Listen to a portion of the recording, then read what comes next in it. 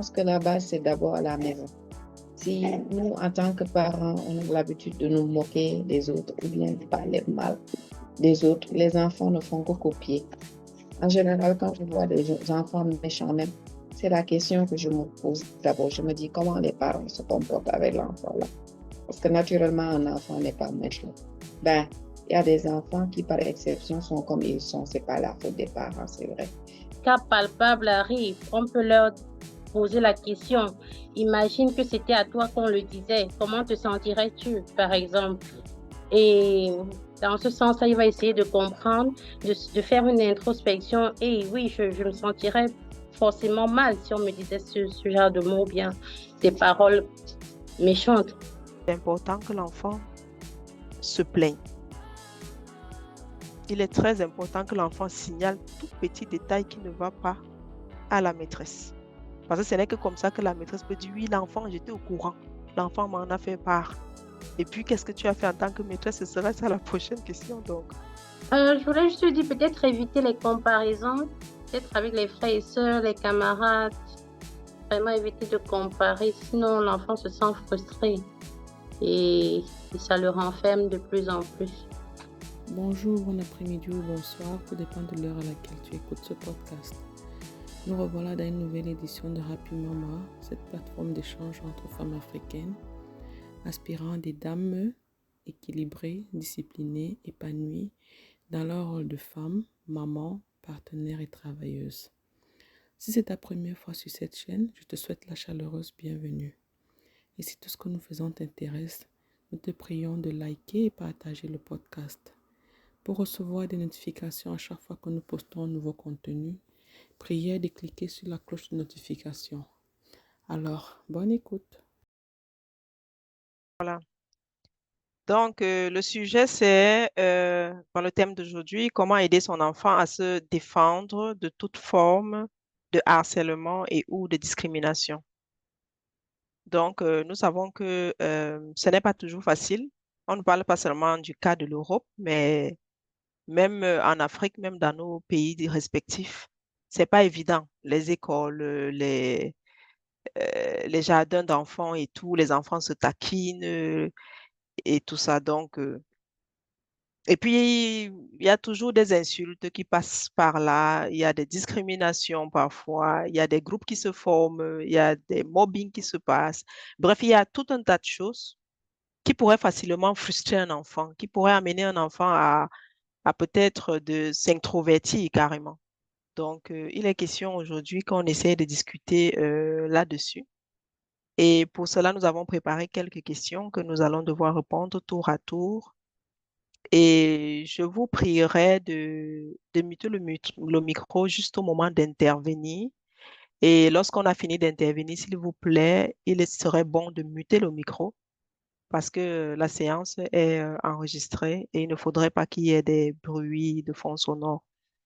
Donc, et ce qu'on va faire, soyons à Happy Mama généralement, on demande d'être beaucoup joyeux, de parler de son expérience personnelle pour qu'on puisse bien s'entraider et aussi et surtout ne pas juger autrui.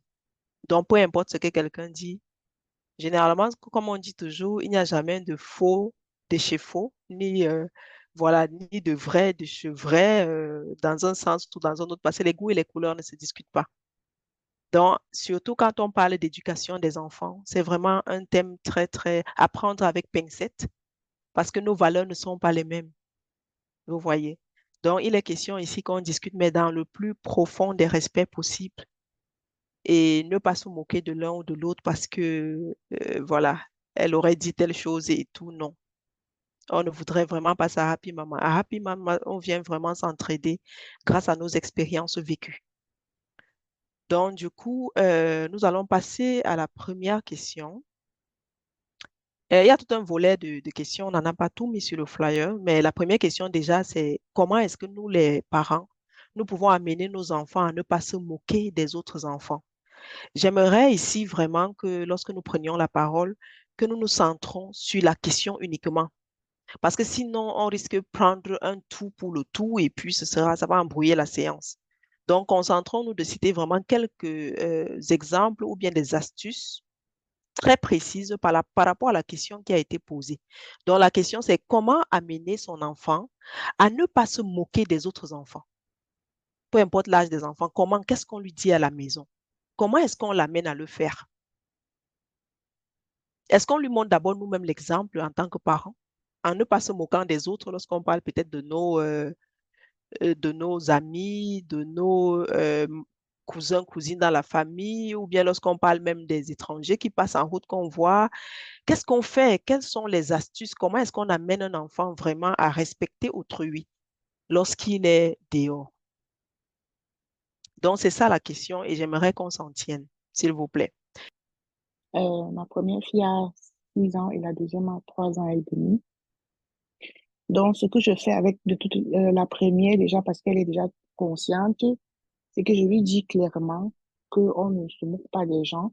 Quand, par exemple, on voit quelqu'un qui est malade, par exemple, quelqu'un qui est assis sur une chaise roulante et tout, je lui explique en fait pourquoi est-ce que la personne est assise sur la chaise roulante. Peut-être qu'il a perdu l'activité de ses pieds et qu'il y a des gens comme ça qui ont 2 pieds qui marchent. Il y en a qui sont assis sur une chaise roulante, mais ça fait pas ça fait pas, ça fait toujours des personnes en fait. Donc, ou bien quand on voit quelqu'un, par exemple, qui est sale, euh, clairement, je lui dis que, ok, il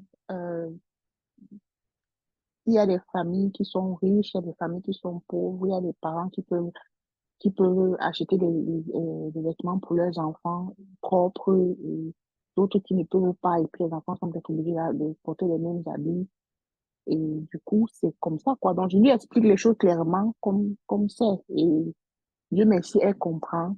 Et aussi, les maîtresses de leur école avaient déjà eu à, à parler de ce problème avec elle. Ils ont pris un exemple. C'était dans un livre. Ils ont lu un livre carrément dans lequel on parlait d'un enfant, justement, qui n'allait pas à l'école et les gens se moquaient de lui. Et par là, ils ont appris que il ne faut pas se moquer des gens et tout. Donc, des choses comme ça. Mais pour moi, en tout cas, c'est toucher la chose du doigt clairement, dire à l'enfant que voilà, tel cas. Et puis, il y a par exemple, un jour, on a vu un enfant qui était malade, je lui avais pas encore parlé de ça. Donc, ça peut arriver qu'il y ait des choses que je lui avais pas encore dit et on arrive dessus. Et puis, je lui dis que bon, voici encore notre cas, on ne se moque pas. Donc, voilà comment moi je fais, par exemple. Merci beaucoup. Bonsoir à tout le monde. Bon, au début, tu as dit quelque chose de très intéressant. Je pense que la base, c'est d'abord à la maison. Si nous, en tant que parents, on a l'habitude de nous moquer des autres ou bien de parler mal des autres, les enfants ne font que copier. En général, quand je vois des enfants méchants même, c'est la question que je me pose d'abord. Je me dis comment les parents se comportent avec l'enfant là. Parce que naturellement, un enfant n'est pas méchant. Ben, il y a des enfants qui, par exception, sont comme ils sont. C'est pas la faute des parents, c'est vrai. Mais nous devons faire très attention à ce que nous disons ou ce que nous faisons devant les enfants parce que la famille, c'est le premier endroit où on copie les choses. Une autre façon, c'est en général quand les enfants, moi, mes enfants sont un peu, ben, je dirais pas très grands, mais elles sont en âge de discerner. Du coup, quand ils rentrent de l'école parfois, elles racontent des choses et à partir de ce qu'elles racontent, je les enseigne, par exemple, et elles peuvent parfois venir et dire que il y a une année là, et il y a leur toilette là, leur toilette était souvent, il y a des enfants quand ils allaient aux toilettes, ils s'en occupaient pas bien. Ils laissaient les déchets partout et comme on ne savait plus de qui il s'agissait, on a délégué à chaque enfant de surveiller son prochain. Ils ont fait comme ça jusqu'à découvrir le coupable. Et quand ils ont découvert, ils sont venus raconter. Moi, je leur ai demandé ce que vous avez fait. Et ils m'ont dit qu'on n'a rien fait, mais il y a les garçons qui se sont moqués et tout. C'est là, j'en ai profité pour leur dire qu'on ne se moque pas de quelqu'un, même si il fait quelque chose, même s'il agit mal. Ce qu'on peut faire, c'est que quand il est triste, on essaie d'être de son côté et tout, mais mettez-vous à la place de cet enfant-là. Si vous étiez coupable et que tout le monde se met à moquer de vous, vous ne l'auriez pas supporté. C'est des exemples comme ça, quand eux-mêmes ils racontent leurs aventures et tout, c'est à partir de ça, ou bien même parfois quand vous êtes ensemble, dehors, si on voit tout et Et moi, j'ai l'habitude, quand on voit, on observe, on se dit, de nature, elles sont calmes, elles ne disent rien. Mais dès qu'elles arrivent à la maison, elles vont commencer à poser les questions. Et c'est à partir de ces questions-là que je profite pour essayer de les inculquer que ceci et cela, ça ne se fait pas. Même si tu vois l'autre là faire, par exemple, un enfant et dort au supermarché avec ses parents en train de crier sur ses parents fort, comme ça, là, ce n'est pas que l'enfant là l'a fait et que toi, tu dois, je le pose d'abord la question à savoir, est-ce que ça doit se faire et tout. Je recueille d'avis avant de passer par là pour leur donner mes conseils. So, c'est la façon dont je m'y prends.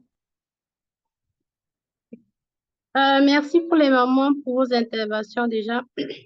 Et je voulais juste ajouter, peut-être vous l'avez déjà dit, mais je pense que l'enfant apprend beaucoup plus par imitation et à travers les exemples qu'il voit, des exemples concrets, quoi. Euh, En fait, si le parent a l'habitude de se moquer de l'enfant, je pense que l'enfant va copier ça avec le temps. Ou alors, s'il voit les parents se moquer des autres de temps en temps, je pense qu'il va facilement copier. Donc, on doit beaucoup traiter le niveau communication, que ce soit avec notre entourage ou avec les enfants à la maison, c'est très important. Et aussi leur apprendre la diversité, comme Jeanne disait tout à l'heure, parce que les gens sont différents, que ce soit en apparence ou bien psychologiquement ou bien religieusement. On doit leur apprendre que les gens sont différents et, et qu'ils doivent respecter ça, quoi. Euh, et quoi encore? Et si des cas palpables arrivent, on peut leur poser la question. Imagine que c'était à toi qu'on le disait. Comment te sentirais-tu, par exemple?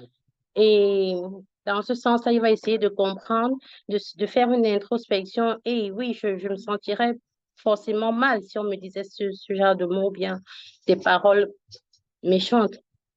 Donc, c'est un peu dans ce sens-là que c'est un peu ça que je voulais ajouter, quoi, surtout la communication.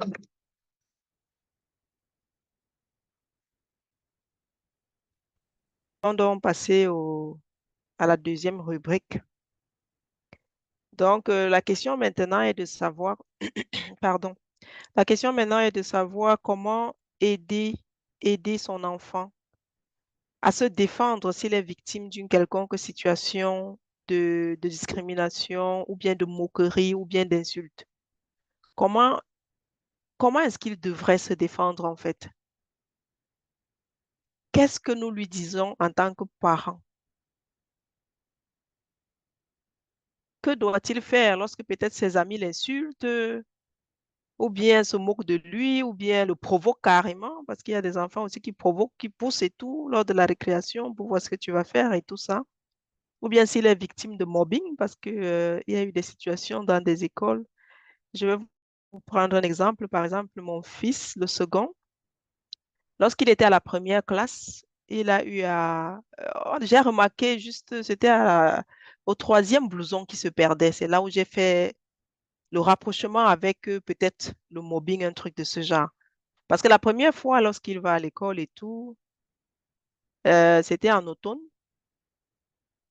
Il me dit qu'il a oublié son blouson à l'école. Je me dis, bah, c'est normal.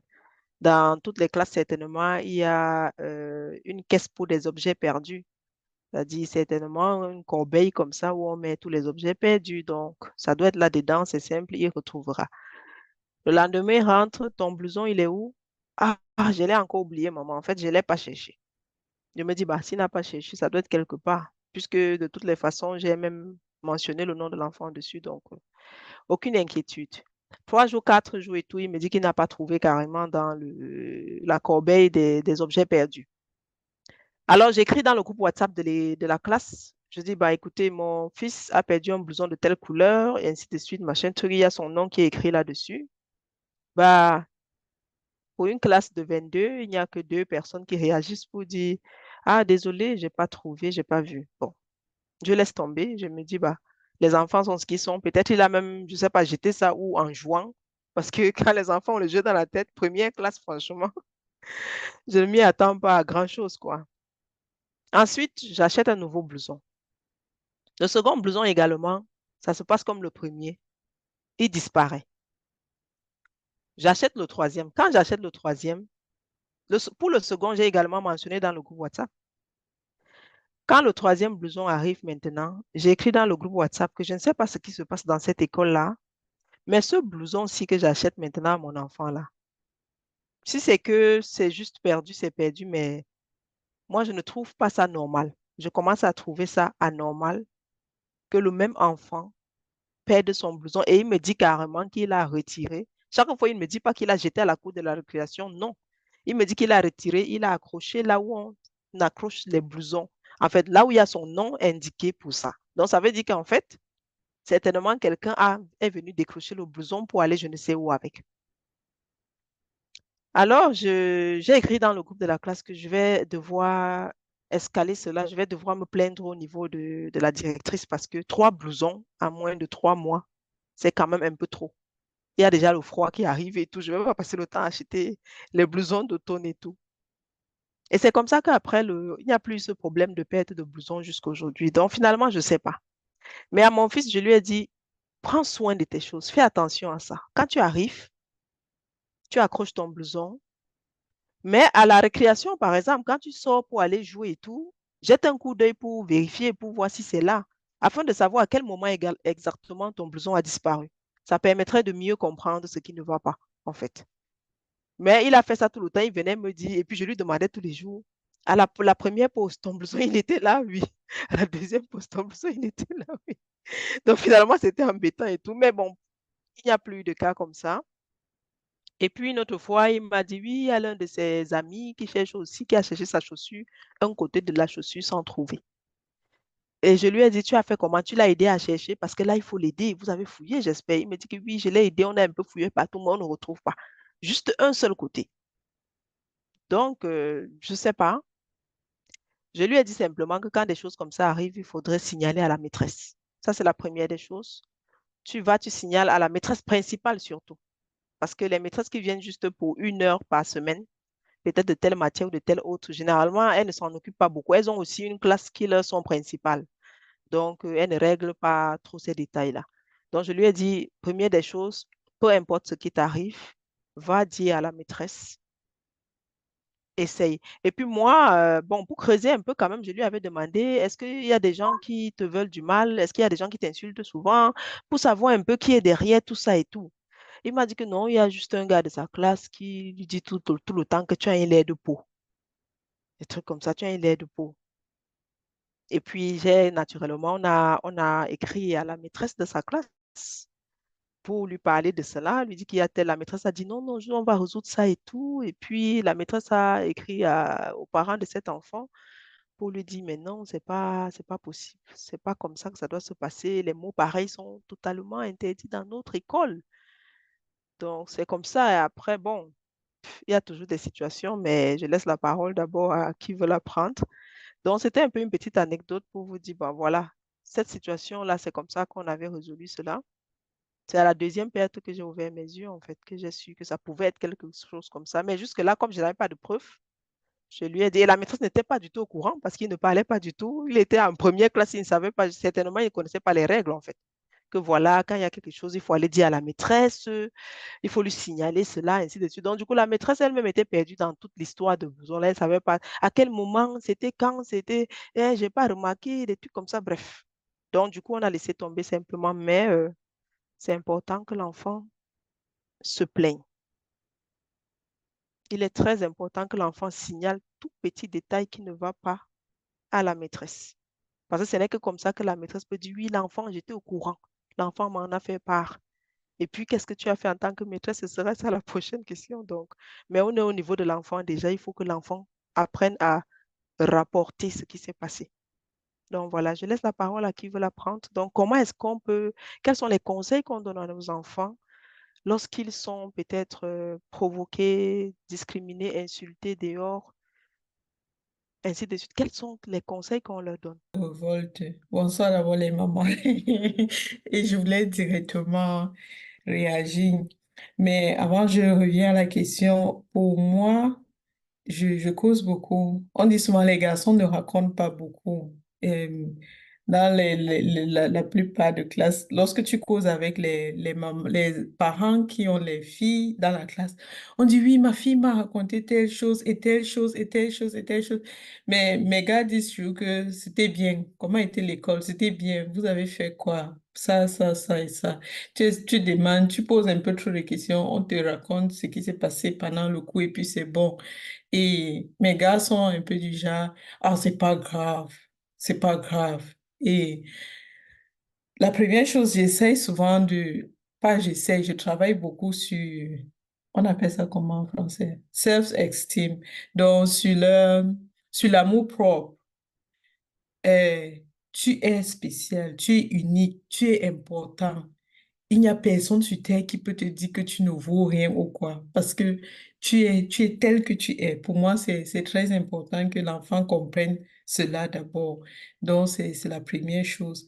Et la deuxième chose, c'est que je les amène aussi à comprendre que généralement, même que tu vois en face de toi, surtout ceux qui se moquent des autres, c'est parce qu'ils ont aussi leur propre euh, insécurité, c'est ça le mot.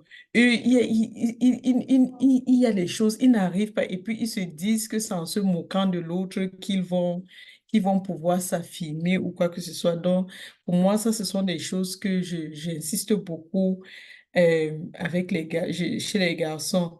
Et une autre chose, c'est l'aspect dont tu venais de parler, de dire quand ça ne va pas, de dire à un adulte qui est dans les environs. Parce que quand mon fils rentre et il me dit que maman, il y a telle chose qui se passait, ma première question généralement, c'est est-ce que tu en as pas, tu as en parlé avec la maîtresse? Parce que généralement, c'est aussi euh, ça se passe à l'école. Toi qui es à la maison, tu ne peux pas vraiment juger la situation, tu peux pas vraiment, mais lorsque ça se passe à l'école, c'est important qu'ils en parlent à l'école. Et mes enfants ont commencé l'école ici ils sont dans les nouvelles écoles. Et lundi, en allant là-bas, j'avais tellement peur parce que je me disais que bon, nouvelle école, tu ne sais pas ce qui peut se passer et tout.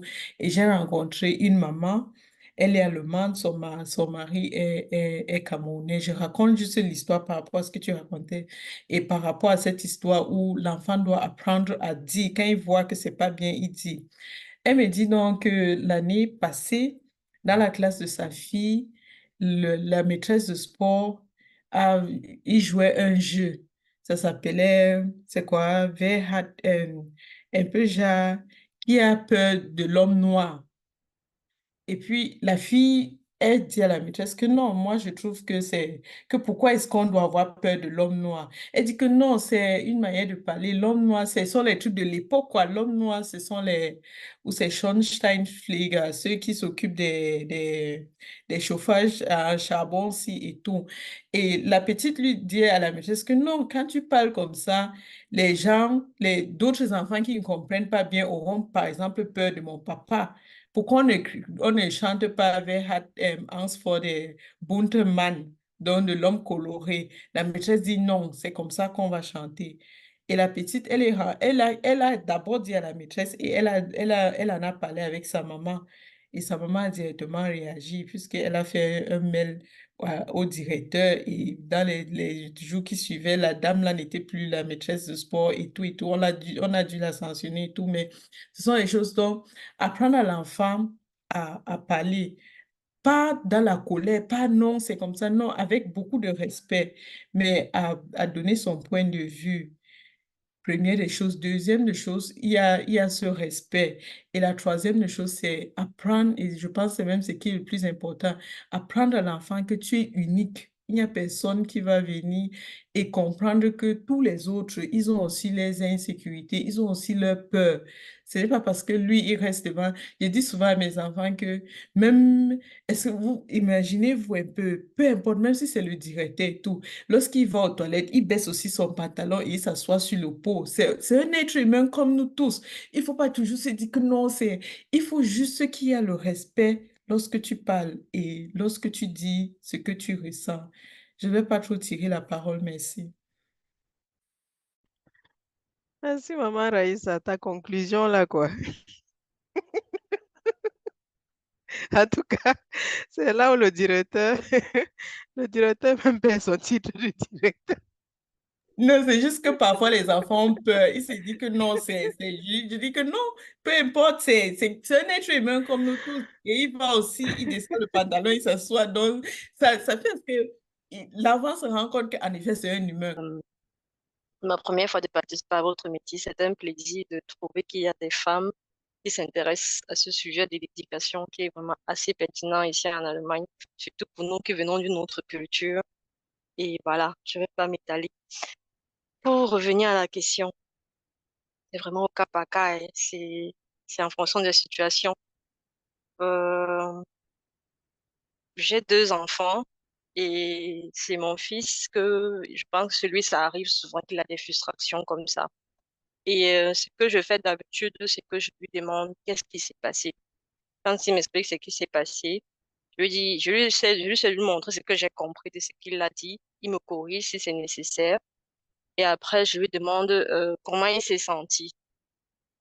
Il me dit que, il m'exprime ses émotions et tout et tout. Je lui dis, OK, comment tu te sens maintenant on en a parlé? Il me dit que ça va, qu'il voulait seulement me raconter pour que je sache aussi. Je dis, d'accord. Et maintenant, je commence à lui demander. Bon, il y a des enfants que souvent ils se plaignent, je connais déjà un peu comment ils sont et tout et tout. Maintenant, on essaie de trouver une solution ensemble dans le sens que je vous pose maintenant les questions que qu'est-ce qui s'est passé avant ça? On étudie un peu le cas, non? Parce que bon, j'aime souvent qu'ensemble on fasse un peu comme des détectives en fait. Que pourquoi telle chose est arrivée? Qu'est-ce qui s'est passé avant? Est-ce que tu penses que telle chose se serait passée si ça va autrement? Et petit à petit, on étudie et on voit que, bon, la personne a eu tort, ce n'est pas bien de se comporter comme ça. Est-ce qu'elle s'est excusée? Est-ce qu'il me dit oui ou non? Ou bien si c'est lui qui est plutôt dans l'erreur, il me dit qu'il s'est excusé ou bien voilà comment nous on fait. Ça qui dit vraiment, il ne peut pas avoir une réponse générale à la question parce que c'est en fonction de l'impact, la gravité de la situation que tu pourras euh, déterminer la situation. Mais je me dis que ce qu'il faut faire de manière générale, c'est de donner à l'enfant l'impression que il doit être sûr que tu as confiance en lui, l'embrasser, lui faire comprendre que quoi qu'il arrive, d'abord, je suis de ton côté, je crois en ce que tu dis. Et maintenant, il faut seulement qu'ensemble, on essaie de trouver, on essaie de refaire la paix parce que c'est aussi son ami. Par exemple, si je dois prendre un cas, je ne me voulais pas trop tirer. Je crois que c'est plus facile avec les exemples comme vous avez fait auparavant. Il a par exemple un ami avec qui ils ont fait la maternelle ensemble. Maintenant, à la maternelle, ils n'étaient pas dans le même groupe, mais ils jouaient souvent ensemble. Et à l'école, maintenant, ils étaient dans différentes classes. Maintenant, à la récréation, ils ont joué. Et cet ami venait toujours le taquiner. Il était en train de construire un truc avec le sable. Cet ami est venu toujours tout le temps venir gâter sa chose. Il lui disait que non, laisse-moi faire mes trucs. Ne dérange plus, ne gâte. Il a dit comme ça, répéter, jusqu'à perdre patience et pousser l'enfant. Donc, quand j'arrive, donc, l'encadreur me fait comprendre que c'est un enfant et je demande de qui il s'agit. Il me dit l'enfant, j'ai dit, OK, j'ai compris, je connais aussi la maman et tout. Et maintenant, il m'explique. Je lui ai dit, OK, j'ai compris, est-ce que je peux parler avec l'enfant? Il me dit oui. Donc, je me suis retirée avec Samuel. Je lui ai dit, dis-moi ce qui s'est passé. N'aie pas peur. Si je suis avec toi, je... explique-moi tout simplement ce qui s'est passé. Et là, il parle. Parfois, les émotions reviennent, l'enfant pleure, tu essaies de calmer et tout et tout. Bref, on a eu ces 15 minutes de conversation et après, j'ai dit au monsieur que d'accord, l'enfant est déjà rentré. Je vais contacter sa maman et on va essayer de trouver une solution ensemble.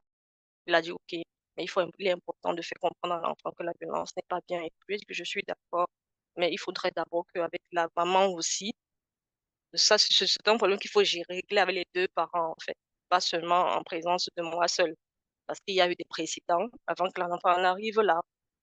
On dit OK, il n'y a pas de problème. Donc, je vais m'arrêter là. Merci beaucoup. Oui, je voulais aussi ajouter que avant même que les enfants n'aillent faire des rapports aux maîtresses et tout, c'est important qu'on apprenne aussi aux enfants à se défendre verbalement.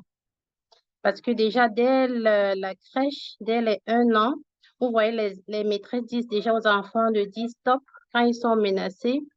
Et je pense qu'à la maison, on devrait accentuer ça au fil du temps en leur disant que vous devez apprendre, en fait, en leur faisant comprendre qu'ils doivent aussi se défendre. Quand on leur dit quelque chose qui est peut-être méchant, ils peuvent réagir verbalement, mais en restant respectueux, comme Karine l'a dit tout à l'heure. Donc, c'est un peu ce que je voulais ajouter. Et c'est quoi, en fait, les exemples de réagir à une insulte en restant respectueux? Tu peux nous donner des cas concrets avec tes J'ai pas enfants, vraiment peut-être? des exemples concrets, mais mon fils, au départ, je sais pas, il avait, je crois, déjà 2, 3 ans. On le menaçait et à chaque fois, il se retrouvait en train de pleurer. Tout le temps, il pleure et même les maîtresses lui disaient que non, il ne parle pas. Quand on lui dit quelque chose, il pleure seulement, il se renferme, tu vois. Et à ce moment-là, on lui a dit vraiment, il faut apprendre à te défendre. Tu dis stop, comme on dit à la crèche, ou alors tu dis, je ne veux plus que tu le fasses, arrête. Et après, tu fais un rapport à la maîtresse, un peu dans ce sens-là, sans toutefois insulter ou bien manquer de respect et autres. Oui, Bon, s'il y oui. a d'autres exemples par rapport, ce serait vraiment la bienvenue. En tout cas, merci beaucoup, maman Inès. Avant de revenir à toi, maman Karine et maman Marie, donc je voudrais, ce que moi je fais généralement, je, il y a mon second, quand il était au jardin maternel, il y a parfois des gens qui l'insultaient, tu vois. Et puis quand on l'insultait, je lui disais justement ce que tu viens de dire, maman Inès, du genre, stop, je ne veux pas, arrête, ça suffit comme ça, je ne veux plus, ne viens plus près de moi. Et parfois, je lui dis même carrément, s'il y a moyen, tu vas ailleurs jouer. Tu vois, tu vas ailleurs jouer. Si tu es, je sais pas trop, si tu faisais quelque chose et qu'il vient te trouver là-bas, il t'embête, tu lui dis stop. Et puis, ben, si ça continue 2, 3 fois, tu vas dire à la maîtresse. Et quand tu reviens, s'il continue, tu lui dis carrément, wer das sagt, ist das selber. Ça, c'est la formule que je leur ai appris. Je leur ai toujours appris jusqu'aujourd'hui. En Par français, exemple, il y a s'il te des gros plaît. mots. En français, s'il te plaît. Ça veut dire celui qui le dit l'est, en fait. Parce qu'il disait que parfois, on vient, on l'insulte, on dit que doubis caca. Et lui, ça lui faisait mal. Il disait que, mais comment on peut comparer quelqu'un au caca? Avant que je dise, ben, tu lui dis stop, tu ne veux pas. Ainsi de suite, 2, 3 fois. Après 3 fois, il faut aller dire à la maîtresse, tu dis, ben, il y a tel. Parce que la maîtresse, généralement, demande toujours, est-ce que tu lui as dit d'arrêter? Est-ce que tu t'es défendu? Donc, elle veut d'abord connaître quelle est ta part aussi d'apport dans ça. Est-ce que tu as essayé de te défendre par toi-même? Parce que c'est important. Comme le disait Inès tout à l'heure, c'est important de se défendre. Donc, je lui dis toujours que par 3 fois, tu lui dis stop. Parfois, je lui dis même carrément, tu fais la main comme ça pour dire halt, stop, das möchte ich nicht. Je ne veux pas de ça. Arrête. Et puis, quand il lui dit un gros mot, il lui dit ça, c'est un gros mot et les gros mots ne se disent pas. Et tu peux maintenant rapporter à la maîtresse. Si tu reviens et qu'il continue et que la maîtresse ne fait rien, en ce moment, tu lui dis, bah écoute, celui qui dit un gros mot, c'est parce que lui-même, il est gros mot. En fait, c'est un peu la traduction mot à mot de ce que je viens de dire. Et puis, c'est pas méchant, franchement, c'est pas méchant. C'est juste pour remettre à la personne le reflet de ce qu'il vient de verser, pour qu'il essaie de se voir dans un miroir et voir si c'est normal ce qu'il a dit. Donc, c'est ça, en fait. Et puis, quand je leur ai appris ça, ce qui se passe, c'est que quand il dit ça, l'ami en question lui redit la même chose. Donc, quand il dit wer das sagt, ist das selber. Il dit aussi que wer das sagt, ist das selber. Ça devient finalement, on ne sait plus qui est selber, qui est Zach, qui est. Bref. Mais en fin de compte, ça apaise un tout petit peu l'atmosphère, quoi. Donc, finalement, ils sont dans un jeu de. Ils se disent la même chose, mais la phrase en elle-même n'est pas méchante. Tu vois? Donc, c'est un peu ça que je voulais ajouter avant de passer à maman. Donner 2 exemples. Il y a mon dernier, il est très timide, il est très calme. Lorsqu'il est à la maison, il est vaillant et tout, mais lorsqu'il est à la crèche, là, il est... Et je lui dis, non, si on te fait quelque chose, tu dois dire stop. Et quand je dis stop, il dit stop. Mais on fait carrément souvent des séances de répétition ici. Comment est-ce que tu dois dire stop? Et tu dis stop et tu mets la main comme ça devant la face de l'enfant et on répète. Et quand il fait stop, il dit non, tu dois dire fort. stop. J'ai dit, non, crie, tu dois dire ça fort. Quelqu'un t'a énervé. Donc, on répète vraiment comment le faire parce que je trouve que c'est important. Pas seulement dire que stop, non, mais vraiment faire stop. Et quand tu fais les cours de défense, là, on dit, tu mets devant la main de la personne comme ça, un peu comme pour le drone. On dit comment? Pour le menacer, quoi, que tu ne veux pas. Oui, ça, c'est la première des choses. La deuxième des choses, mes aînés sont déjà un peu plus grands et ils savent utiliser les paroles pour se défendre. Il y a mon aîné, il était à l'école dernièrement et l'année passée, il y a l'un de ses camarades qui dit que tu as toujours les bonnes notes parce que tu es Ausländer, parce que les enseignants te donnent les bonnes notes et tout. Et c'est juste Auckland, c'est étranger. oui, parce que tu es étranger. Il a juste demandé au garçon que, bon, je pense que je ne suis pas le seul étranger dans cette classe. Telle personne aussi étrangère. Est-ce que ces notes ressemblent à quoi? Le garçon a directement changé de sujet. Il a directement commencé à parler à autre chose. Et c'est comme ça que quand il rentre, il me raconte, j'ai ri souvent, il dit que c'est bien ça, tu as très bien fait, il faut continuer parce que il y a souvent aussi cette manière où les gens ils sont fixés là et puis on commence et tu peux commencer à te sentir mal que non, peut-être non. Et l'autre chose que je voulais dire, c'est que j'apprends à mes enfants à ne pas se victimiser. Parce que parfois, même nous, les parents, on se victimise beaucoup. Ah non, ma journée était mauvaise, c'est parce que je suis étrangère. On a fait ceci. Il m'a regardé mal, c'est parce que je suis étrangère. Il m'a mal parlé, c'est parce que je suis étrangère. Ce n'est pas toujours ça. Parfois, une dame, elle a peut-être ses règles et elle a un mauvais jour et elle te parle mal. Ce n'est pas parce que t'as pas, même si c'était n'importe qui là devant, elle devait lui parler comme ça. Donc, parfois, éviter de se victimiser parce que ça fait à ce que les enfants se disent que non, en effet, je suis différent. Et dès que quelqu'un fait quelque chose, c'est parce que je suis différent qu'on me fait cette chose, quoi. Donc, ce sont les 3 points que j'avais notés. Merci. Oui, merci. Juste pour revenir aux exemples, je pense qu'il y a une phrase standard là que j'entends souvent les enfants dire. Je pense qu'ils ont pris ça à la kita ou bien. Et ça fait tellement rire quand on leur dit quelque chose de. Quand quelqu'un les taquine, dit que par exemple, euh, je ne sais même pas comment ils s'insultent entre eux. Du bist blöd oder so. Et ils vont dire que we zak is zelba, dan lachen alle kelba. Du coup, ben, ça se transforme en rire, quoi. Que celui qui a taquiné, c'est que c'est pour lui là-bas et du coup, ça passe. Ça, je les entends souvent dire ça et ça les permet de se défendre. Mais pour revenir à la question, je dirais que le plus difficile sera avec vite. Excusez-moi. Le plus difficile, c'est que l'enfant raconte d'abord ce qui se passe. Moi, c'est sur ça que je travaille d'abord. Parce que, comme on disait au début, nous, on ne part pas à l'école. Et on ne sait pas tout ce qui se passe là-bas. Et maman Karine disait bien que les garçons, en général, ça, c'est un constat d'une manière générale. Et même les adultes, hein, nous, les femmes, nous sommes bavardes par nature. Les hommes ne racontent pas beaucoup. Moi, j'ai une amie, son enfant est dans la même classe que ma fille. Beaucoup de choses, elle apprend à travers moi parce qu'il a un garçon. Il dit, mais pourquoi il ne me dit rien? Je dis que c'est les garçons comme ça. Du coup, je lui passe les informations. Pour les enfants, pour les garçons, il faut vraiment leur soutirer ça. Et pour revenir à ça, je dirais que quand il y a un problème, il faut d'abord apprendre à son enfant à partager ses frustrations. Je pense que c'est le plus dur du boulot parce qu'il y a des enfants qui, quand ils sont frustrés, ils n'aiment pas trop en parler. Et c'est là le danger parce qu'ils gardent ça et toi-même, tu vas commencer par constater qu'il y a des choses qui ne sont pas normales. Par exemple, quand un enfant commence à ne plus avoir envie à aller à l'école, des choses comme ça, tout ça, c'est des signes qui prouvent que ça ne va pas là-bas. Et pour moi, mon travail que je fais le plus, c'est que les enfants apprennent à me raconter tout ce qui se passe à l'école. Un exemple que j'ai beaucoup apprécié, c'était l'année dernière avec ma plus petite. Elle, sa bouche, elle raconte tout. Du coup, il y a un garçon, c'est les garçons qui taquinent tout le temps. Il y a un garçon qui le fatigue souvent.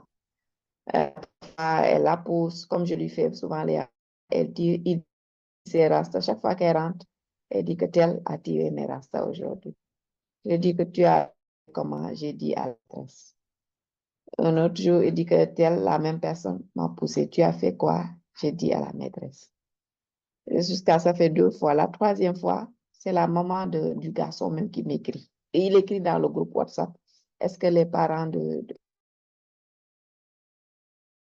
est-ce que les parents de Michel peuvent me contacter? Et là, je l'ai contacté. J'attendais que ce soit la troisième fois d'abord avant de parler à la maîtresse pour ensuite aller voir les parents. Mais la deuxième fois, c'est la dame qui me contacte et quand je l'ai contactée, elle me dit que je voulais m'excuser parce que sur le house government, sur le cahier d'exercice de mon enfant aujourd'hui, la maîtresse a écrit que parle à ton fils, il commence à importuner tel. Je lui ai dit, bien sûr, ma fille m'a raconté, mais je voulais d'abord en parler à la maîtresse. Il me dit qu'elle m'a déjà contacté pour ça. Ce que j'ai beaucoup apprécié, parce que je me dis que si on avait des instituteurs et des institutrices comme ça, on n'aurait plus à s'inquiéter de ce qui se passe à l'école. Malheureusement, ces cas, ce sont des exceptions. Et du coup, la dame s'est excusée, m'a dit qu'on a bien parlé à notre fils demain et dès demain, vous verrez que ça va changer. Dès le lendemain, l'enfant est venu avec le chocolat. Il a donné à ma fille et il s'est d'abord excusé. Et depuis lors, c'est elle-même qui me dit qu'ils sont amis. Juste pour le petit exemple. Pour elle, je ne me fais pas de soucis parce que je sais qu'elle dit toujours. C'est pour l'autre là que je me fais du souci parce qu'elle elle ne raconte pas beaucoup ce qui se passe. Et pour ça, il faut lui soutirer les informations. Et c'est là que le travail doit se faire pour moi. Moi, il faut que j'apprenne à apprendre ce qui se passe d'abord à l'école pour essayer de lui. Mais de toute façon, c'est tout ce qu'on dit toujours à la maison. Il faut apprendre d'abord à se défendre, comme disait maman Inès. Il faut que l'enfant parce que nous ne sommes pas à l'école, c'est eux qui sont confrontés. Les parents ne doivent pas au premier cri être présents. Il faut que l'enfant essaie de régler ça par lui-même. C'est quand l'enfant ne peut plus, c'est là que les parents entrent en jeu. C'est pourquoi en général, moi, j'observe d'abord et je regarde comment l'enfant réagit. C'est juste quand cela me dépasse que j'entre en jeu et j'essaie de régler la situation. Merci. De savoir les exemples là. Vraiment, finalement, vous avez même déjà dit ce que je voulais dire. Vas manza kis manzalba. C'est aussi ce que j'ai transmis à mon fils que c'est un peu la version courte et un peu saine de répondre un peu promptement aux insultes parce que les enfants non pas là comme des adultes vraiment quoi, mais les enfants ne je veux dire, ils ont leur monde un peu à part quoi. En fonction de l'éducation qu'ils ont reçue, chacun arrive et essaie de souffler sur l'autre son mauvais tempérament, en fait.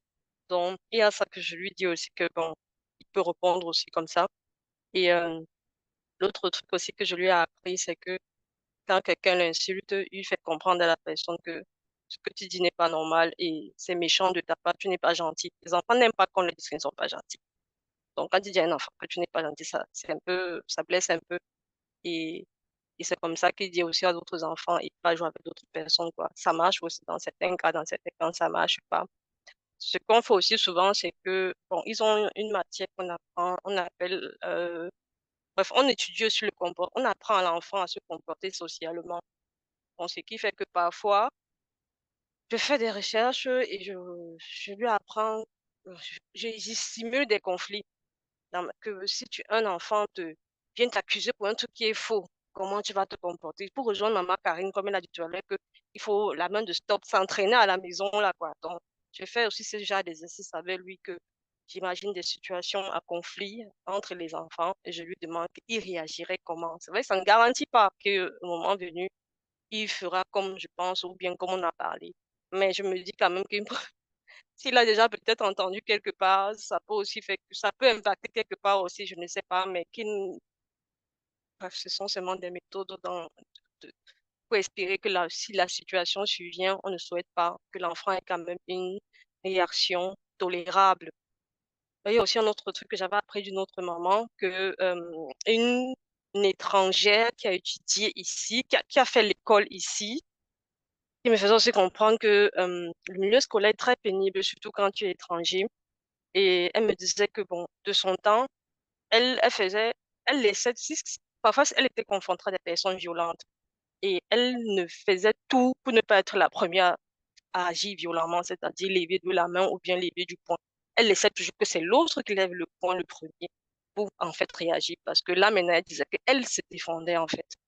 C'était sa méthode à elle, qu'elle me disait que je ne peux pas te garantir que tout sera toujours rose, mais quand l'enfant sera au lycée, ou bien quand ils sont plus grands, les insultes sont encore plus piquantes, c'est plus. Ça peut aller vraiment lui en fonction de l'environnement dans lequel les enfants viennent des environnements très différents, des cultures très différentes, et il arrive souvent qu'il y ait de tout. Donc, elle, sa tactique, elle se disait toujours que non, on pousse les enfants par laver les mots, mais il y a certains qui arrivent très vite aux mains et elle essaie que la personne. Elle ne voulait pas être la première en fait à lever la main. Il faut toujours que ça soit. Elle me disait aussi qu'elle transmet ça à son enfant que ne lève jamais la main en premier. Laisse si l'autre lève la main, c'est là que tu réagis. Et quand même comme tu réagis et tu cours. Tu es la première personne qui court, dit signaler à l'enseignant que voilà, je suis telle personne m'a poussé en fait. Donc voilà aussi une autre astuce que j'ai appris. Merci. Merci beaucoup, maman. C'est juste pour dire merci pour les astuces parce que bon, moi, je n'ai pas vraiment encore eu un cas qui alarmant, on va dire comme ça. Parce que entre les enfants en général, bon, après ma fille aussi vient d'avoir 6 ans, puisqu'elle a été à la maternelle. Donc, il n'y a pas eu grand-chose. Même quand bien même il y a eu des choses entre camarades, bon, ça s'est vite réglé. C'était pas il n'y avait pas des mots méchants. Bon, entre les enfants, on peut se dire caca, justement, comme on disait là. Mais c'est pas, bon, moi personnellement, c'est pas quelque chose que je prends, euh, que je vais mal prendre en fait. Et surtout que l'enfant aussi, finalement, ça devient comme le jeu de Biscaka et tout, ils se disent ça entre eux. Donc, c'est pas quelque chose, c'est pas comme si c'était dirigé directement vers elle, quoi. Et quand même, peut-être le seul truc que je faisais ou que je fais toujours, c'est peut-être quand elle me dit, OK, tel m'a fait ci, je note pour voir s'il y a récidive. Et moi, en général, bon, moi, en fait, dans ma tête, je me dis, OK, après trois fois, il faut quand même que je voie la maîtresse pour lui demander déjà si elle est au courant de ça. Et peut-être si elle a fait quelque chose par rapport à ça, parce que là, si elle a peut-être parlé à l'enfant qui a attaqué ma fille, bon, jusque-là, jusqu'ici, on n'est jamais arrivé à 3 fois, ou bien c'était toujours des personnes différentes. Donc, ce qui fait que je n'ai pas eu à avoir à parler à la maîtresse par rapport à quelque chose. Donc, jusqu'ici, quand même, j'ai été, bon, comme je dis, ma fille aussi, elle a que 6 ans. Donc, on n'a pas beaucoup d'expérience, mais je voulais dire merci pour les conseils. Par exemple, Vezac et Stacel, bah, c'est la première fois que moi j'écoute ça. Donc, je prends, je note et je pourrais à l'avenir peut-être utiliser le mot, quoi. Donc, je voulais juste te dire merci. Moi, j'en ai la parole. Oui, merci pour les astuces qui ont été listées ici. Moi, je viens toujours à mes questions à l'envers, quoi. Si maintenant c'est ton enfant qui dérange les autres, on lui dit quoi? On fait comment?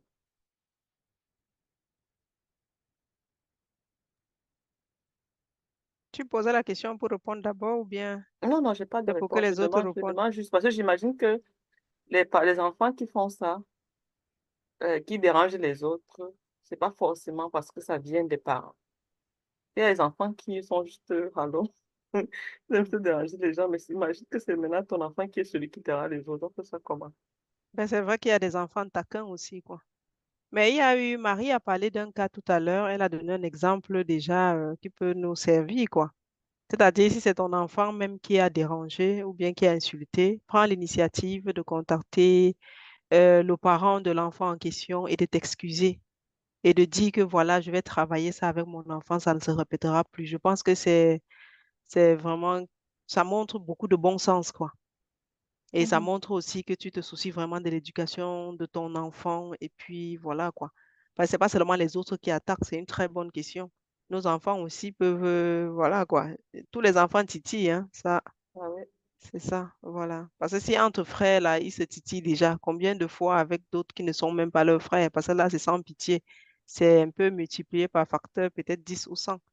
Donc voilà, je vais passer la parole à maman Karine pour cette question, mais rapidement parce que voilà, On doit passer Oui, au prochain je volet. voulais juste dire que pas seulement demander les excuses, toi en tant que parent, mais causer avec l'enfant et t'assurer que l'enfant demande aussi les excuses à celui à qui il a fait tort. C'est très important qu'il comprenne que lorsqu'il fait tort, il doit demander aussi les excuses.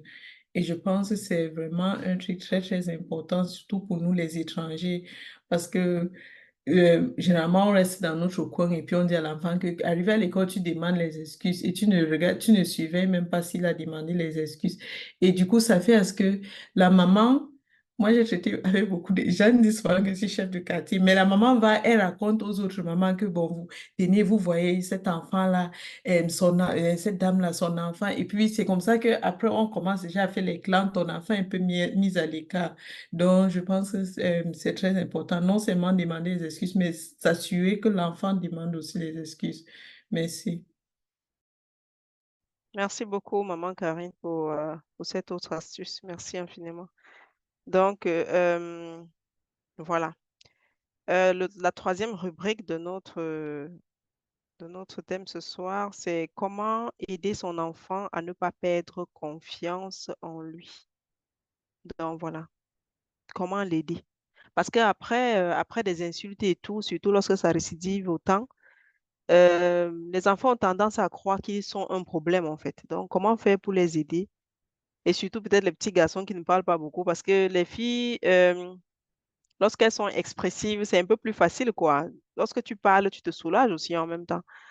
Chez moi, j'ai des garçons, j'ai trois garçons, une fille. Donc, généralement, ce que je fais même déjà pour leur tirer les verres du nez, c'est de poser des questions spécifiques. Mes garçons sont du genre, s'ils reviennent de l'école là, comment était l'école? Ils vont seulement te dire bien, rien d'autre. Donc, ce n'est pas une question. Chez moi, il n'y a plus de questions aux réponses oui, non. Je ne fais plus les oui, non questions là. Je ne fais plus ça ici parce que ça ne marche pas en fait. Généralement, je prends mon petit moment si je veux soutirer, vraiment savoir tout ce qui s'est passé à l'école. Je dois prendre chacun de côté, seul à seul, c'est très important, dans un lieu bien calme, lui demander quand tu es arrivé le matin, parce que tu es arrivé quand même à 8h02, non? Tu as fait comment pour arriver avant 8h10 dans la salle de classe et tout? C'est là il me dit, ah maman, j'ai couru avec mon sac de sport là et tout, il fallait encore le traîner, machin, truc. Après, je lui dis, et à la pause, alors, qu'est-ce qui t'a fait tellement plaisir? Est-ce que quelque chose t'a fait tellement rire aux éclats? Je veux dire, qu'est-ce qui t'a fait chaud au cœur en fait? C'est là il va me raconter que, ah oui, on fêtait l'anniversaire de tel et tout, et je lui ai souhaité joyeux anniversaire. J'ai eu un petit paquet à emporter, c'était tellement, il y avait telle chose dedans et tout, voici même le reste et tout. Donc, j'évite les questions où il va me dire oui, non. C'est des questions où il doit raconter quelque chose. Et ce n'est que comme ça qu'il me raconte sa journée. Je lui demande parfois, est-ce qu'il y a quelqu'un qui t'aurait énervé par hasard en classe? Est-ce qu'il y a quelqu'un qui t'a peut-être embêté et tout? Et quand la maîtresse a posé des questions, est-ce que tu as levé la main? Est-ce que tu as participé? Est-ce que tu as donné ton avis pour telle chose et tout? Et voilà, est-ce que tu as eu la couronne aujourd'hui ou pas? Les trucs comme ça, quoi, des petits trucs en classe là. Qui était sur le rouge? Tu étais sur le rouge ou bien toujours sur le vert? Donc, des trucs vraiment pour l'amener à parler. Ce n'est que comme ça. Parce que le jour où j'ai... Et puis, ça se voit facilement. Le jour où je n'ai pas le temps de le faire parce que peut-être occupé à gauche, à droite, le jour-là, je ne connais rien de la journée de mon fils, ça c'est sûr, de mes garçons. Ils sont comme ça, ils ne parlent pas. Pourtant, ma fille, dès qu'elle rentre, elle dit que, oh, maman, ich habe viel zu sagen. Allez, c'est quota entre quota, quoi. Elle commence. Papa, papa, elle raconte. Elle n'a pas besoin qu'on lui pose des questions. Non, non. Au contraire. Eh, Dieu. Donc, du coup, même ses frères ont parfois, quand ils veulent faire certaines choses, parfois on dit que, hé, ne faisons pas avec Sia. Elle va aller tout raconter à maman. Tu vois. Et puis, bon, c'est aussi, quand ils disent ça, je profite justement maintenant pour leur donner des conseils. Je leur dis que c'est pas mauvais quand quelqu'un s'exprime. Tu vois. C'est pas mauvais qu'elles viennent me dire.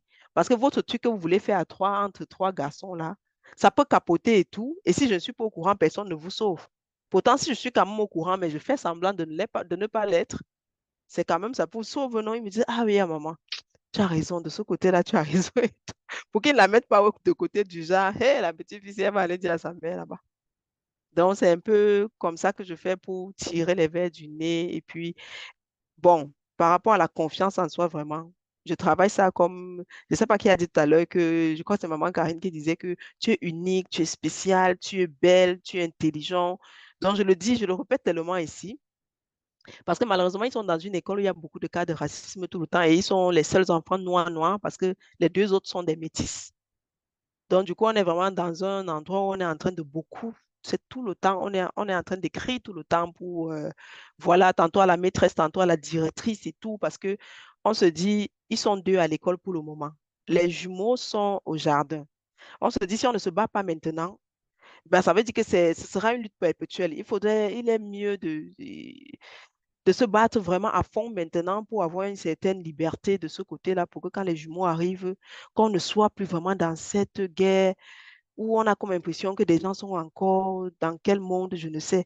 Parce que c'est vraiment, c'est dommage, quoi. La vie Mais du... il y a quand même des parents qui comprennent parce que mon aîné, par exemple, plusieurs fois, il a été insulté à la cour de la récréation. Oh, néga, tu es nègre, rentre chez toi en Afrique, les choses comme ça et tout. Et une autre fois, il y a aussi un autre garçon qui est venu l'insulter parce qu'il jouait au football. Et dès qu'il a marqué dans l'autre équipe, le garçon de l'autre équipe est venu carrément l'insulter. Tu es nègre, tu ne vaux rien. Et puis, mon fils est resté à le regarder comme ça. C'est son pote avec qui il a l'habitude de jouer. Son ami, en fait, se rendre visite à la maison et tout. Son ami est carrément allé gifler le jeune homme qu'il a insulté, en fait, pour lui dire que comment tu peux être si bas pour dire des choses comme ça aux gens. Mais on a dû écrire à la maîtresse parce que comme on lui a parlé, il a compris, il allait se plaindre au niveau de la maîtresse. Et la maîtresse, ce jour-là, malheureusement, pour elle, n'avait rien pris comme initiative pour ça. Donc, on lui a écrit, elle a dit, ah, t'es pas au courant. Et on dit que, mais si l'enfant nous a dit qu'il vous a dit, et il ne ment pas. Il l'a fait. Et tout. Donc, on va devoir le dire à la directrice. Donc, il a fallu qu'on essaie d'aller un peu plus loin comme ça pour pouvoir tasser un peu la situation. Parce qu'on a constaté que ça devenait déjà un peu trop. Parce que moi, je me dis, les enfants ne connaissent pas ces mots-là tant que les parents ne les utilisent pas, en fait. Donc, et puis à notre fils, on lui a expliqué, on lui a dit, dans la vie, écoute, les gens qui font des choses comme ça, le plus souvent, c'est soit ça peut être de l'ignorance simplement.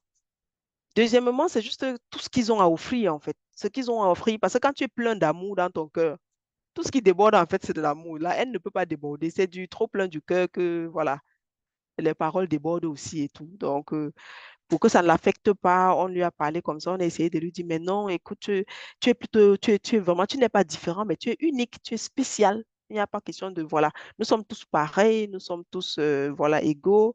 Mais maintenant, il faut savoir que tout ça ne doit pas t'affecter. C'est rien. Celui qui fait ça, c'est lui qui a un problème. Et puis, c'est plus tard, quand on parlait et tout, qu'il se dit que je lui ai même dit que, mais tu sais que je connais des mots racistes aussi envers les autres. Il me dit, ah bon, maman, et tu nous as jamais appris? Je lui dis, mais non, justement, parce que je ne veux pas que vous alliez dans ce sens-là. Je ne veux en aucun cas que vous utilisiez des mots pareils contre les autres parce que c'est des trucs blessants. Tu vois, la dernière fois, tu t'es senti blessé, c'est comme ça que l'autre se sentirait blessé. Donc, du coup, comme on le disait tantôt ici par rapport à la communication et tout, il faut faire attention. Les parents aussi doivent contrôler ce qu'ils disent. Donc, nous-mêmes, quand on parle entre nous, on ne dit jamais, oh, un tel, ou bien prenons des mots bizarres pour parler de tel. Non, non, non. C'est toujours dans le strict respect d'autrui, parce que c'est très, très important. Les enfants, ce sont des copy and paste. Copy and paste. Donc, on n'utilise pas de mots racistes à la maison. Vraiment, quand on parle d'autrui, c'est toujours vraiment dans le sens, oui, voilà, c'est comme ça. Mais quand on commence, j'étais allée jusqu'à, quand je lui ai expliqué que l'autre, franchement, peut-être il est frustré, quoi. Il doit avoir des trucs dans son cœur. C'est parce que ça récidivait, en fait. C'était tout le même garçon qui, tout le temps, finalement, il a eu des problèmes à l'école et tout. Il a eu à passer au class and conference, donc conseil de discipline et tout, parce que ça devenait, il y a autre chose, en fait.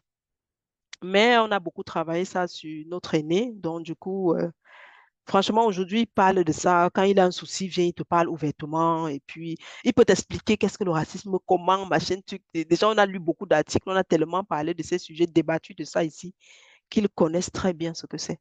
Et maintenant, on essaye aussi d'expliquer tout doucement ça aux enfants de la maternelle, là. Parce que ça arrive déjà aussi qu'elle me dit, mais pourquoi ma peau est comme ça? Pourquoi tel m'a dit que ma peau n'est pas jolie et tout. C'est là où il faut commencer voilà, le travail recommence, quoi. Il faut commencer à expliquer et tout, lui parler aussi de pouvoir s'aimer d'abord, de dire qu'elle est belle, ou bien qu'il est beau, ainsi de suite, qu'il fait telle chose. Bref. Et aimer aussi tous ceux qu'il rencontre, quoi. Donc, moi, je leur dis toujours ça. Et donc, je suis ouverte aux amitiés. Franchement, pour moi, c'est pas de souci du tout. Ils ont leurs amis allemands, fait des trucs, mais et c'est avec ça justement que je profite pour leur dire que ce n'est pas un problème de telle couleur qui t'a fait ceci, non. C'est un problème de personne. En tant qu'être humain, c'est telle personne précisément qui a un souci. Ce n'est pas toute une communauté, non. C'est telle personne qui a un souci. Donc, c'est comme ça, en fait. Parce que même parmi les nôtres, nous, on retrouve aussi des gens un peu, voilà. Donc, je m'arrête là pour passer la parole à maman Karine. Je vois sa main. Merci, maman Karine. Merci, maman Agnès. Par rapport à tout ce que tu disais là, je ressens ça aussi un peu, puisqu'on a déménagé, on est un peu hors de la ville. Lorsque tu habites au village en Allemagne, c'est un peu ça. Euh, mais il y a quelque chose. Lorsqu'un enfant dit à ton enfant que nègre et tout, je pense que là-bas, je pense que la loi allemande interdit ce mot. Et la première fois déjà, il faut déjà, vous avez bien réagi en disant à l'école, mais il faut peut-être mettre, comme maman Ariane a dit, menacer de porter plainte parce que ça n'a pas sa place au milieu scolaire, pas du tout. Donc, c'est ça qui m'a d'abord frustrée. Et je voulais prendre un autre exemple par rapport à la confiance. Comment faire ce que l'enfant ait confiance en lui. Je voulais prendre l'exemple de mon dernier. Nous avons déménagé en pleine année scolaire et du coup, il a changé de kita. Et lorsqu'il arrive à la kita, on l'appelle Kleine Malo. Et il, il, il était perdu, il ne jouait pas. Généralement, quand je venais, il était toujours dans son coin en train de conduire avec son train et tout. Et deux, trois fois, il dit à la maison, et il ne me raconte pas, il a raconté ça à ses frères parce qu'il s'entend beaucoup avec ses frères. Donc, lorsqu'il rentre là, même s'il ne me raconte pas sa journée, ses frères vont me dire tout ce qui s'est passé à l'école. Même si je ne suis pas à la maison, dès qu'il rentre là, et son frère me dit directement que non, maman, on appelle les vieux à l'école Kleine Malo, das geht gar nicht, ça c'est le mopping. Tu dois gérer ça et tout et tout. J'ai dit que, ok, d'accord. Je vais à la crèche et je demande à l'éducatrice, mais pourquoi est-ce qu'on appelle mon fils Klein mal? Vous savez même dit quoi? Elle me dit que non, non. Puis je lui ai demandé que mon fils, j'ai l'impression que mon fils est le seul qui a la peau noire ici. Pourquoi est-ce qu'on l'appelle Klein mal? Elle dit que non, non, non, non, rien du tout. Il y avait en effet un enfant qui avait la peau noire qui était d'abord dans cette crèche-là et qui est parti. Il s'appelait Malo.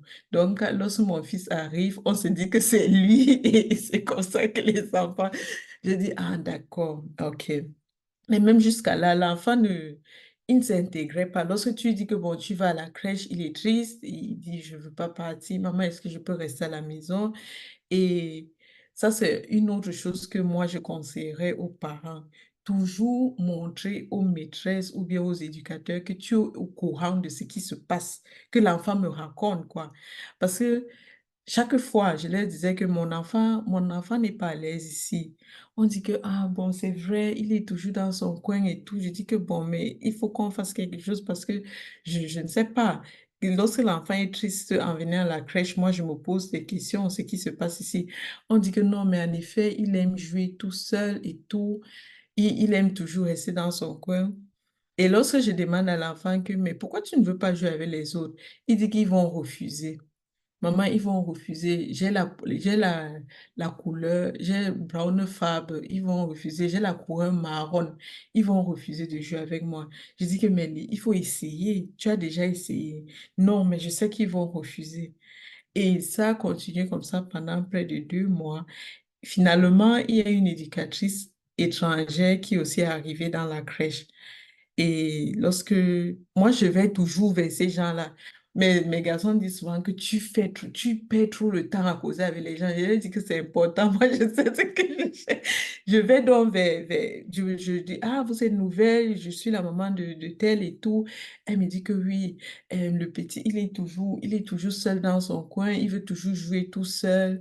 Je lui dis que oui, mais il me dit que les autres ne veulent pas jouer avec lui. Elle me dit que non, bon. Moi, j'ai constaté ça et généralement, je lui demande d'aller jouer avec les autres enfants et il refuse. Et même lorsque j'envoie les autres enfants venir jouer avec lui, il refuse. Donc, c'est mon fils qui refusait parce qu'il s'est dit qu'il est marrant. Et à la maison dont j'ai causé avec lui, je lui ai dit que, mais regarde, lorsque je fais l'anniversaire de tes frères, je fais les gâteaux, toi, ton anniversaire approche déjà. Et si tu n'as pas d'amis, je ne sais pas comment est-ce qu'on va faire. Tu sais qu'on va fêter juste entre nous ici. Parce que je sais qu'il aime bien fêter son anniversaire. Je dois essayer d'utiliser cela pour faire à ce qu'il soit un peu, qu'il est un peu vers les gens, quoi.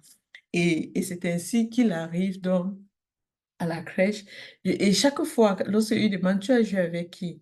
Il me cite toujours une seule personne et c'est un étranger. Chaque fois, c'est seulement avec cet enfant-là. Et lorsque l'enfant-là n'est pas à la crèche, il est lui tout seul. Et cet enfant-là, il est tellement, je vais dire comment, pas violent, mais il est tellement, et il est toujours en train de le malmener à gauche, à droite. Et oh, je lui dis donc, tu sais quoi, euh, telle éducatrice m'a dit que lorsqu'elle te demande d'aller jouer avec les autres enfants, tu ne veux pas. Est-ce que c'est vrai? Il dit que ils vont refuser. Il dit, mais les enfants viennent vers toi. Si un enfant vient vers toi, essaye de jouer avec lui. Peut-être il est gentil. Tu sais, lorsque tu joues avec les enfants, c'est ainsi que tu fais les amitiés et tout. Et c'est ainsi qu'il a commencé à jouer. Euh, il a commencé à jouer avec d'autres enfants au point où aujourd'hui, lorsque la crèche est fermée, il me dit que maman, je vais aller à la crèche. Pourquoi est-ce que c'est fermé? Pourquoi est-ce que... Il pose des questions. Pourtant, au début, c'était pas ça. Et par rapport aux aînés, aux grands, mes enfants sont déjà fünfte, siebente classe, la cinquième et la septième année. Ce que je fais avec eux, c'est que on voit aussi beaucoup les biographies des Africains qui ont réussi. Généralement, quand on a nos soirées films, là, on met par exemple les biographies des gens qui ont dû braver certains préjugés qu'ils avaient. Mbappé, chez moi, c'est Mbappé. Mbappé, on va même à la bibliothèque chercher sa biographie pour lire. Donc. Mais euh, en effet, je voulais juste dire que les exemples, non, parce que généralement, on vit dans une société, je vais dire, ils n'ont pas notre culture. Et généralement, les modèles qu'on présente, ce sont des gens, ce sont des Allemands, ce sont des grands scientifiques, mais ils n'ont pas la peau comme les nôtres et tout. Donc, ce que je fais aussi, c'est, je cherche aussi, je fouille souvent aussi ces histoires-là pour les faire voir que, bon, ce ne sont pas seulement les autres qui peuvent réussir. Vous aussi, vous pouvez réussir. Il faut juste que vous vous mettez au travail. Merci. Je pense qu'elle est trop parlé. Non, tu n'as même pas encore fini. Merci beaucoup, maman Karine. Cite-nous, s'il te plaît, quelques exemples de biographies que tu as concrètement, quoi, que tu as l'habitude de regarder avec eux. Moi, je suis je ne me rappelle jamais des titres des films et tout, mais celle qui me vient directement en tête, c'est Gifted Hands. C'est l'histoire d'un médecin, un chirurgien au début, il ne s'en sortait même pas à l'école avec les mathématiques et tout, mais il est devenu un très grand neurochirurgien. Et puis, il y a Américain, n'est-ce pas? justement, c'est un très bon film, surtout pour les enfants qui n'ont même pas d'abord confiance en eux par rapport à l'école et tout. C'est vraiment, c'est Gifted Hands en anglais. Je ne sais pas comment ça s'appelle en français, mais je pourrais regarder encore d'autres titres pour vous envoyer. Moi, le titre là, je vais aimer. D'accord, merci beaucoup, maman Karine, pour ton intervention. J'ai cru entendre quelqu'un parler. Ah, je voulais dire même Ah oui, maman. les histoires des légendes là, les Nelson Mandela, les Thomas Sankara, des gens qui ont bravé dans le monde, qui ont eu un impact considérable dans le monde et qui sont marrants, quoi. Tu cherches ces histoires-là, tu racontes aux enfants et ça aide. Ça aide. Moi, perso, enfin, je voulais d'abord réagir par rapport à ton histoire, ma Flo. L'histoire des nègres, là, ça me rend malade. Vous n'avez pas pensé à changer d'école par hasard? Non, non, parce qu'on s'est dit que ce n'est pas la fuite, c'est pas la solution, en fait. Non, mais il y a des endroits, il Parce que faut fuir. parfois aussi, oui, il y a des endroits comme ça, mais c'est pas si hostile que ça, en fait. Je pense qu'il y Mhm, a juste une poignée de personnes qui ne sont pas suffisamment bien informées pour faire avec ce mhm. que nous sommes. Voilà. Donc, du coup, on combat sur place et on se bat vraiment beaucoup pour ça. Donc, c'est en très bonne voie quand même parce que de nos jours, la directrice et toutes les maîtresses là, dès qu'il y a un petit souci, ce sont elles qui écrivent dans le cahier. Hey, Ryan a été insulté aujourd'hui par tel enfant, machin truc. Nous avons fait ceci, patati patata. Et la prochaine fois, nous allons convoquer les parents de ceci pour faire. Donc, il y a toujours des rapports qu'on voit dans les cahiers de nos enfants par rapport à telle chose. Tu vois? Et Attends, l'enfant qu'est-ce qu'ils aussi, font?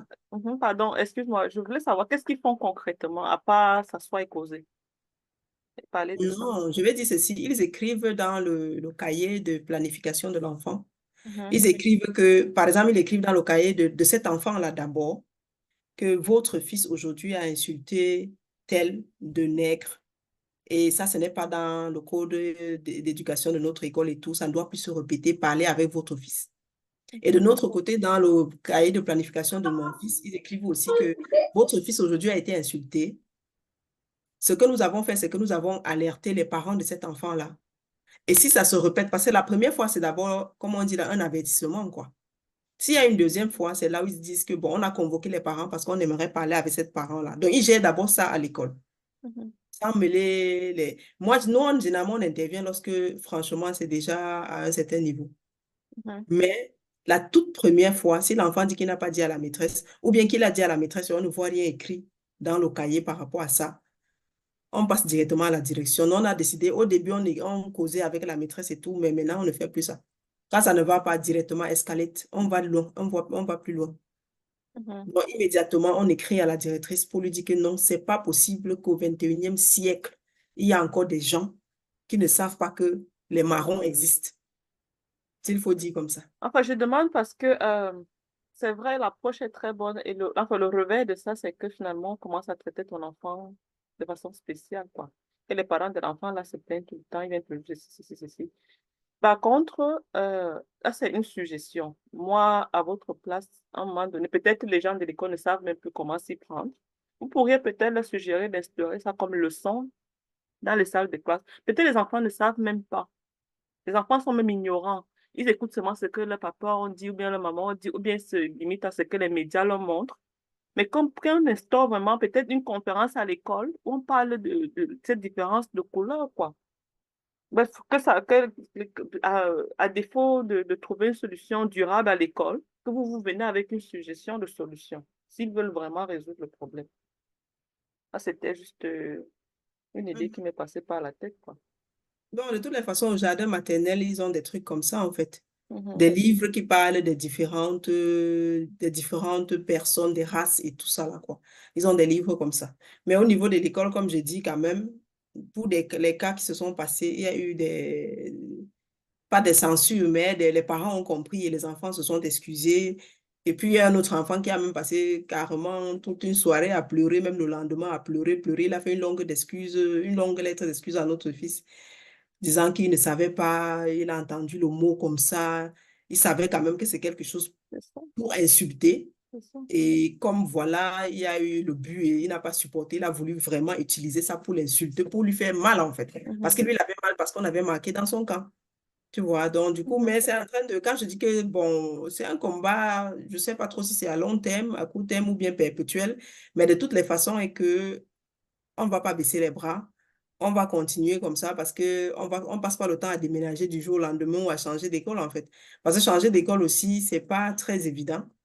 Il faut encore utiliser la possibilité, c'est vraiment très lourd, quoi. Il faut y avoir pensé à faire le taxi aussi tout le temps pour amener l'enfant très loin, je ne sais pas trop. Et parfois aussi dans la vie, tu peux fuir la pluie, tu tombes dans l'autorang. Donc, c'est pas toujours évident, en fait. Tu ne sais jamais ce qui va se passer. Mais bon, pour le moment, quand même, comme de manière générale, psychologiquement parlant, ils sont bien, ils sont au top, ça va. Donc, on s'est dit que ça va. mhm, Si on voyait que ça les affectait du genre, ils ne veulent même plus aller à l'école, ou bien ils n'ont même plus des amis, parce qu'ils ont beaucoup d'amis, en fait, tu vois. mhm, Vraiment, j'ai des amis avec lesquels ils se rendent visite à la maison, ils vont là-bas et tout, vraiment dans toute la confiance. C'est pour ça que je dis que c'est une poignée de personnes. Et pour cette poignée-là, on ne va pas permettre qu'une dent pourrisse toute une bouche. Non, c'est cette dent-là qu'on va enlever et mettre de côté si elle ne veut pas fonctionner avec les autres dents de la bouche. Tu comprends un peu ce que je veux dire? mhm, mhm. Donc, c'est dans ce sens-là que je dis que non, on continue de se battre. C'est pas évident, hein. Franchement, c'est dans des petits coins. Pourtant, c'est même pas un petit coin, hein. Ici, on est mais je crois qu'il y a juste quelques personnes encore toutes ignorantes, ou bien aigries, ou bien il y a des gens comme ça, qui ont des préjugés et qui ne veulent pas casser ces barrières-là pour apprendre à connaître l'autre. Et c'est ce qu'on essaye de faire, quoi. Donc, on est présent un peu partout, que ce soit les... Parfois, on est les responsables des parents d'élèves, on est ceci, on essaye vraiment de... On s'implique partout, on est partout vraiment, quoi.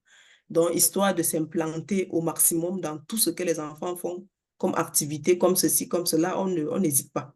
Et les enfants font beaucoup d'activités et tout, on essaye vraiment du côté social, quoi, pour les socialiser, pour qu'ils ne sentent pas...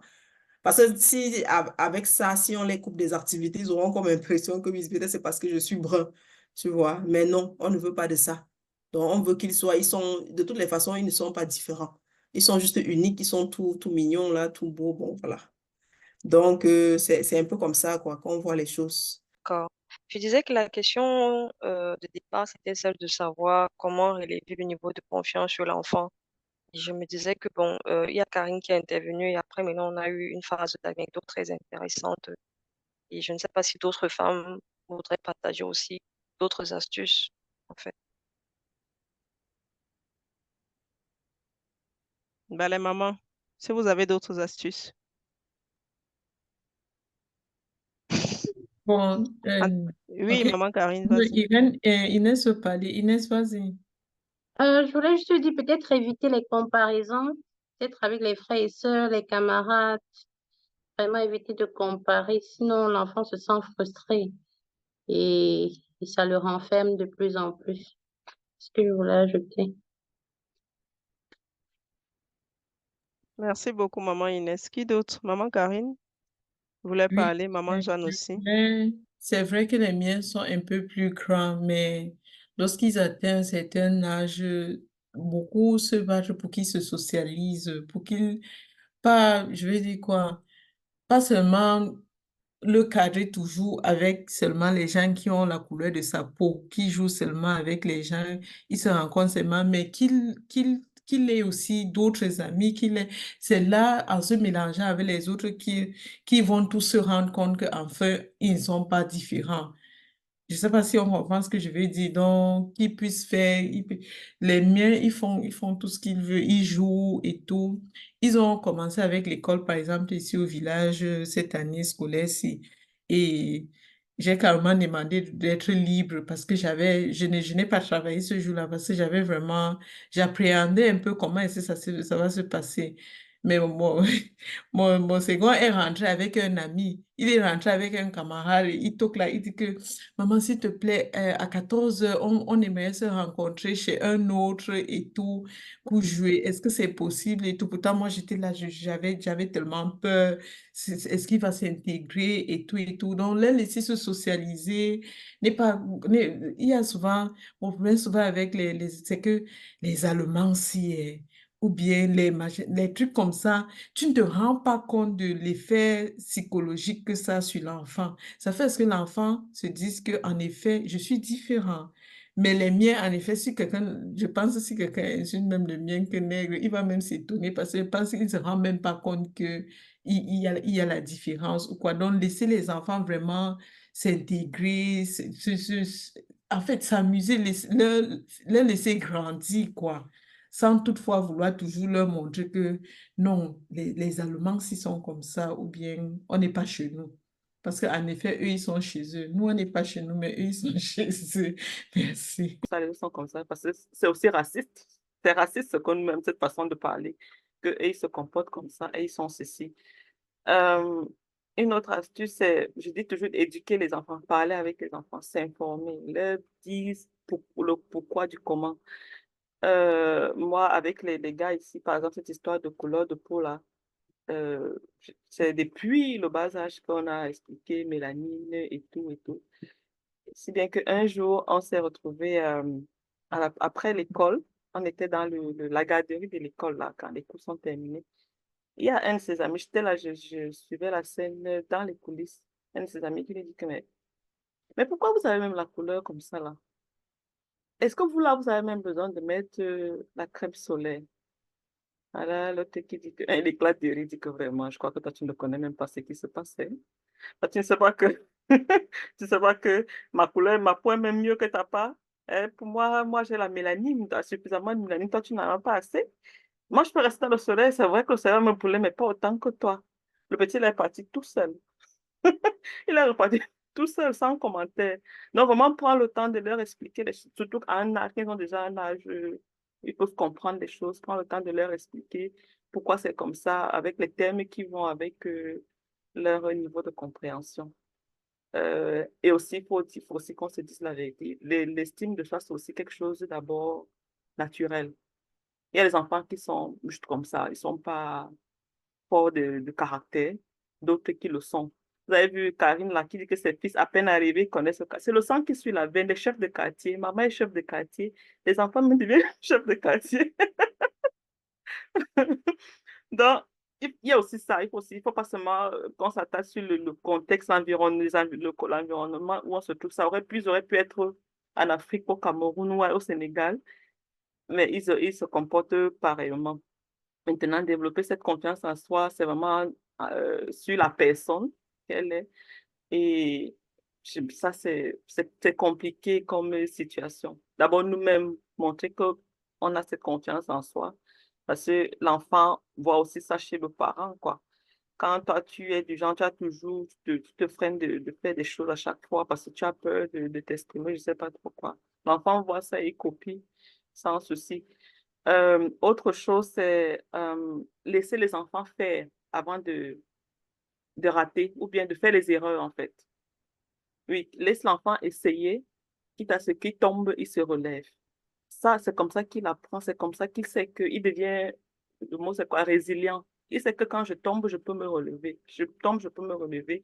Et chaque fois que il tombe, moi avec mes gars ici, quand il tombe, je lui dis toujours, qu'est-ce que tu as appris de ce qui s'est passé? Dernièrement, on était en train de monter des chaises qu'on a achetées. Et l'aîné, il aime bien faire ça, vraiment. Quand il est tout capable, à bien là, il veut toujours monter les choses. À un moment donné, il ne savait pas, il a été bloqué à un certain niveau. Il a dit que maman, je laisse toi, tu fais ça, moi je fais autre chose. Je lui dis que non, tu vas continuer. Retourne continuer. Il dit, puis maman, il commence à pleurer. Je dis, mais tu ne pleures pas. Tu cherches à comprendre pourquoi ça ne marche pas. Et il n'arrivait toujours pas. J'ai donné un coup de main. Il fallait juste ne pas serrer les vis avant de pas serrer toutes les vis tant qu'on n'a pas positionné le tout. Quand tu as positionné, maintenant tu peux serrer les vis. Et puis, après, il a réussi. Je lui ai dit, qu'est-ce que tu as appris de ça? Que la prochaine fois, je sais qu'on ne serre pas les vis, on met d'abord partout avant de serrer. Et c'est les petits trucs comme ça qui fait que la prochaine fois, parce que c'était deux chaises, il n'a plus demandé de l'aide, il s'est lancé parce qu'ils étaient déjà confiants de ce qu'il attendait, quoi. Donc ça, c'est une astuce également parce qu'on a toujours, on prend comme les œufs. Ah, il va aller dire, il va tomber. Non, il prend le vélo, il va tomber, ceci. Non, laisse-le faire, laisse-le tomber, se relever. Et ça fait grandir, je pense.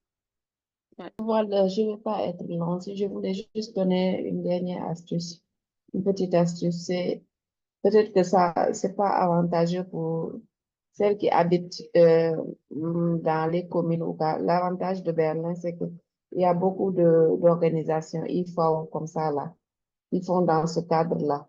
Du coup, parfois, on a la chance d'avoir des événements comme ça. Par exemple, mes filles, je les ai inscrites dans un groupe qui se regroupe une fois par mois et ils appellent ça Black Saturday. C'est pour les enfants d'origine africaine ou bien métissés. Et là-bas, ils appellent ça donc comment, le empowerment.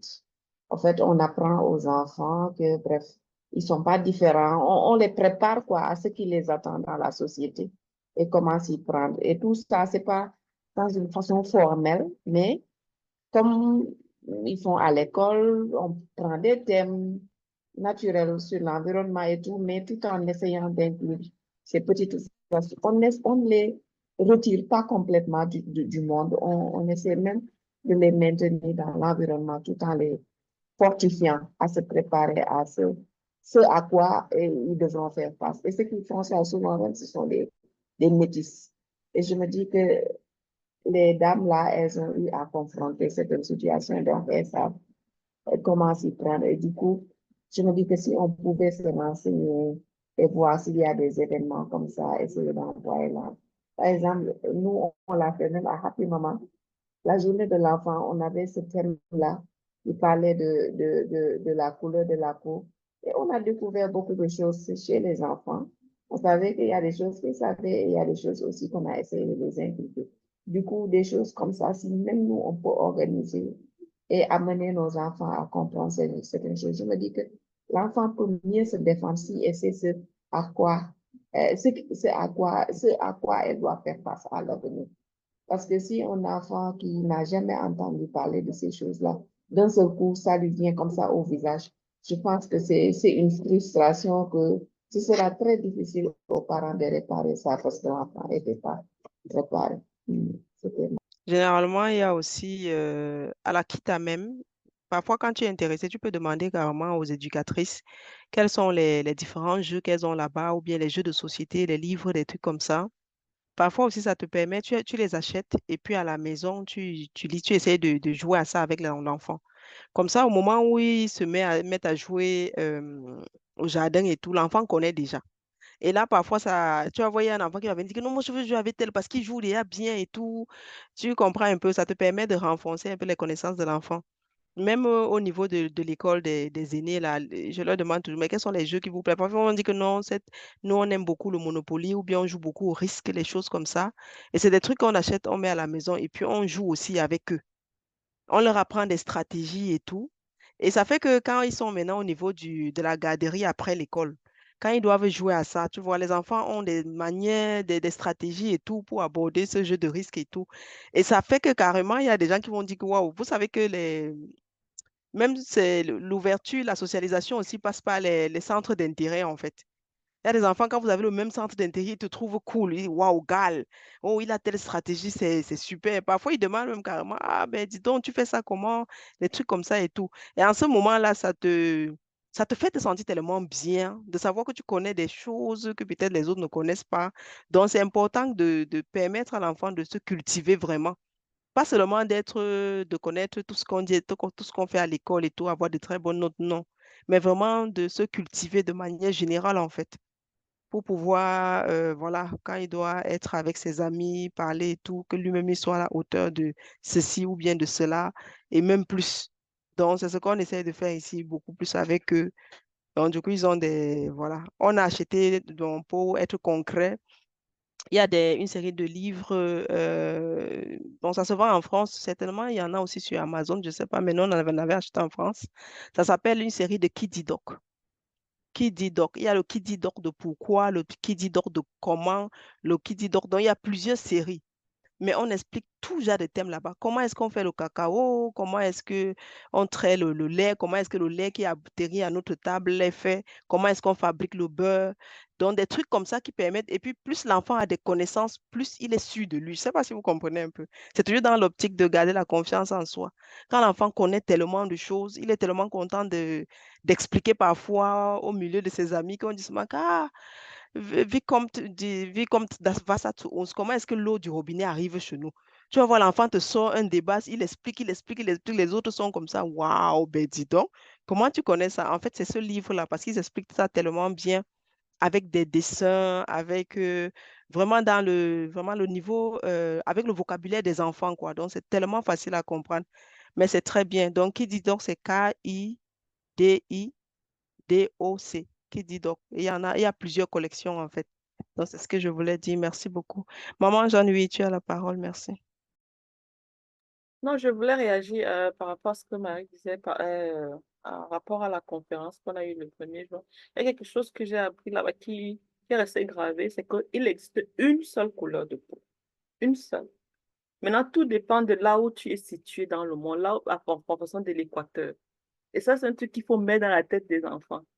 Et je crois que moi, j'aurais voulu à la conférence qu'on ait même beaucoup de diversité. Les blancs, les métissés, les noirs, qu'ils sachent que ce n'est qu'une seule couleur de peau que nous avons. Donc, tout ce que les gens font là, ce n'est que de l'ignorance.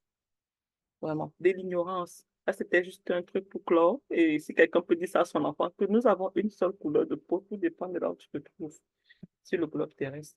Ça peut aider. C'était ça. Mais nos conférences sur les mamans. C'est vrai, c'est très important. Bon, voilà, merci beaucoup les mamans. Merci pour cet échange. Il y a maman Ariane qui a mis le lien déjà du Kididoc, des pourquoi, par exemple, dans le chat pour celles qui sont intéressées. C'est pas mal comme livre, c'est vraiment intéressant. Donc voilà, nous vous disons merci déjà. Merci pour tous ces exemples, merci aussi pour celles qui étaient là juste pour écouter. Merci beaucoup d'avoir été là.